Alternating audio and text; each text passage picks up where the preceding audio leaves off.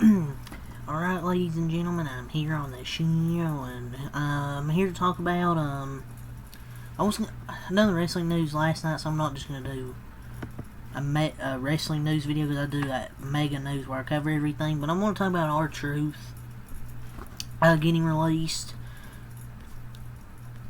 Yeah, man, he tweeted it this morning, I believe. I woke up about 12 o'clock. But I woke up and I look at Twitter, and apparently R-Truth had tweeted, I'm sorry to inform you all, I just got released from WWE. I thought this was just a troll, but no, Sean Ross Sapp confirmed it. And he wants to thank WWE for the ride, but most importantly, he wants to thank each and every one of the fans who was along for the ride. He said, thank you for all for the love, support, and appreciation they've given him over the years. Thank you with a emoji. I thought this was a troll or something, or he got hacked. But no, this is true, and I've seen backlash for a lot of releases.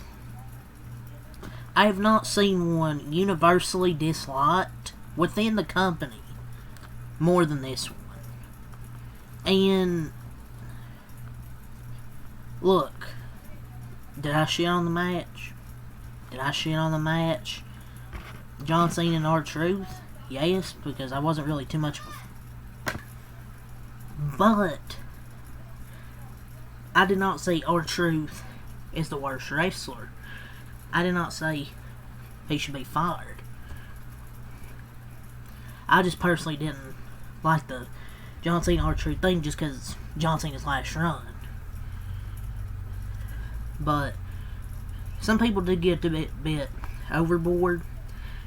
But it's just the thing is, SmackDown, R-Truth's promo got a great reaction, apparently from those spoken backstage in WWE. Then just over a week later, you let him go.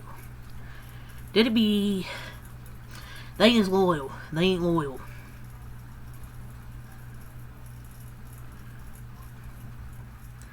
This is just terrible, because he's been a lifer. And you know it's bad when basically people in the company are probably ticked off with this, and even one WWE star called the departure total nonsense. Who is it? It could be anybody. I'm not gonna try and guess who. But I'll say it. Getting rid of beloved superstars like R-Truth, for example, does not make you want to pay record price for tickets. There's probably a bunch of mixed reaction backstage. I would say mostly negative. I shouldn't say mixed reaction, mostly negative. A lot of talent and personnel are just shocked and pissed at how it happened. Because 1 week, you could probably be in a feud with the world champion, and then you get, well, I shouldn't say released. I don't think they renewed his contract. It's basically the same thing. It's just nonsensical, and people are defending a billion-dollar company for making a business decision when the people getting paid by said billion-dollar company are shocked and upset.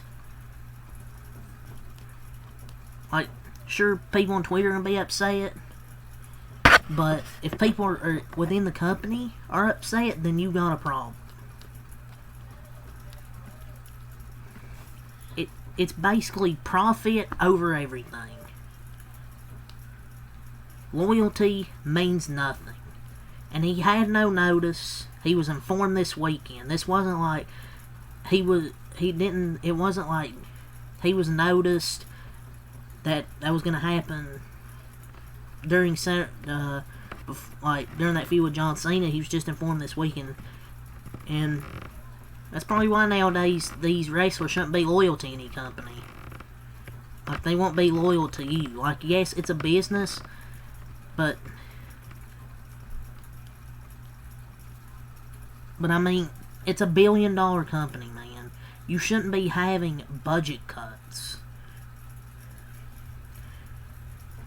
I'm not gonna sit here and compare it to like other sports, because all sports are all sports are businesses at the end of the day.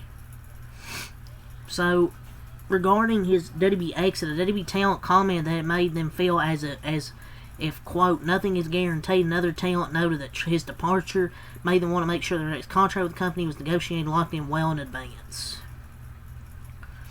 You know, WWE posted a video yesterday of Jimmy Uso calling this man his family, and it's still up on their main account. Clearly nothing is guaranteed or seemingly even playing out. Look, people have got fired, released, not got their contract new for a while. For the Vince McMahon era. You can main event, but it's just crazy. You can main event a show one week, be gone the next, diabolical company. Yeah, sure, he got to have his match against John Cena. But, I mean, at least he got his last match against John Cena, but, man, he couldn't even at least get a say goodbye. I mean, like, what the hell, man? Freaking TKO group's fucking ruining this company. And I'm tired of people giving Triple H the benefit of the doubt, saying it's not his decision. How many release cycles do we have to go through with people who have direct sources saying, yeah, Nick Khan and Triple H have a big say in who they release, before people will stop somehow finding a way to defend him? I have tired. Like, I have tried to defend Triple H, saying he doesn't have a say in these releases. Yes, he's the booker, but I can't keep defending Triple H. Like, I'm sure TKO gets most of the say. Like, they probably get most of the say, but I'm sure if Triple H truly wanted them in the company, he would push back.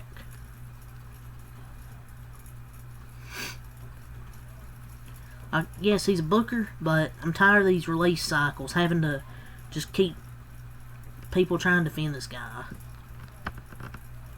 He chooses who he's going out before he chooses what he's not going to use. It's been reported long ago, but I chose not to believe it, but I'm tired of trying to defend it. My lord, man. Fuck TKO and Triple H. But, yeah, people will defend Triple H because, ooh, Papa H, ooh, Papa H. Fucking WWE Shield, fucking Triple H shields.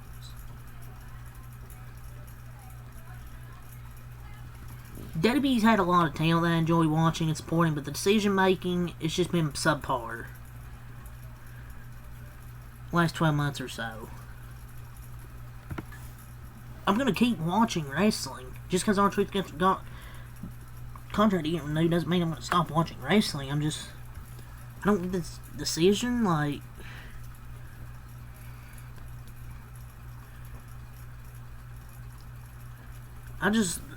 the shows have been subpar at best.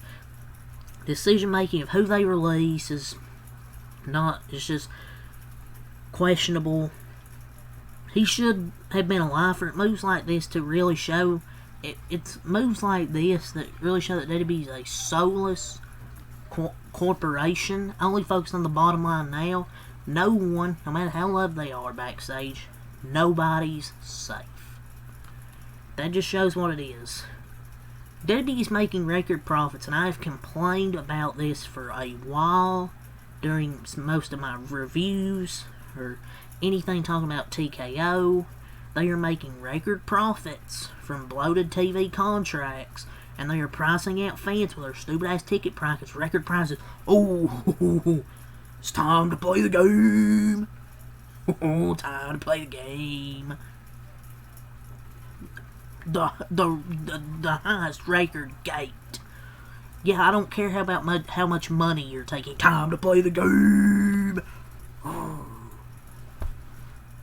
But a guy who's well liked by the fans and talent can't be bothered to get kept on the roster. My lord, man. Under the Vince McMahon era, we used to have wrestlers getting fired weeks after getting no vignettes and repackages.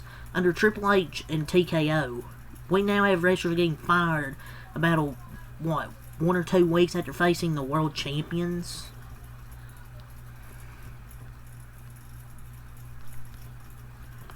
At least his last few was with John Cena, but they dig themselves into deeper holes, man. They ruined John Cena's retirement tour with this terrible heel run, which I had high hopes for, because I wanted it to happen. They moved WrestleMania most likely back to Las Vegas, which nobody wants, unless you're in Las Vegas, and released the most universally beloved superstar on the roster. It's just been a tough stretch, man. Like, the Saturday night main event show wasn't great. It's just... And...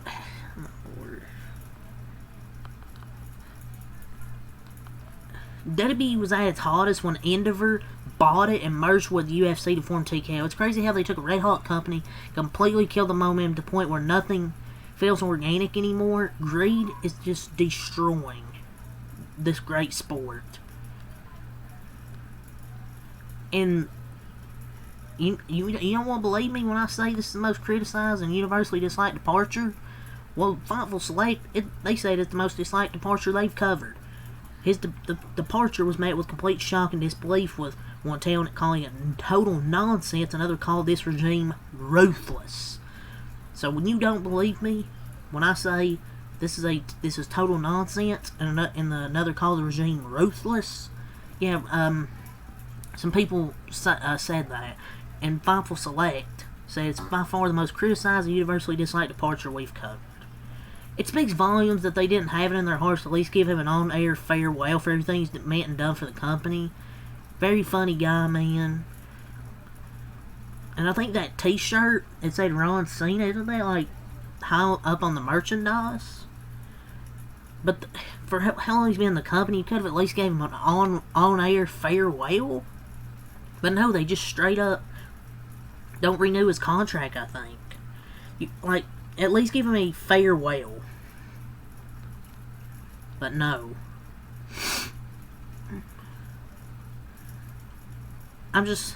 Look, you may not be the biggest fan of his, but you have to admit that WWE used him in high-profile situations like the Judgment Day and Cena recently, and he did what was asked, it seems. Is firing him really necessary to save a little bit of money when you're a $1 billion company? Like, oh my god, man. Fucking TKO. Like, I'm tired of giving Triple H and WWE the freaking benefit of the doubt. It is what it is, man. That's really all to say here, so... Yeah, until, next time, Alkalite. Peace.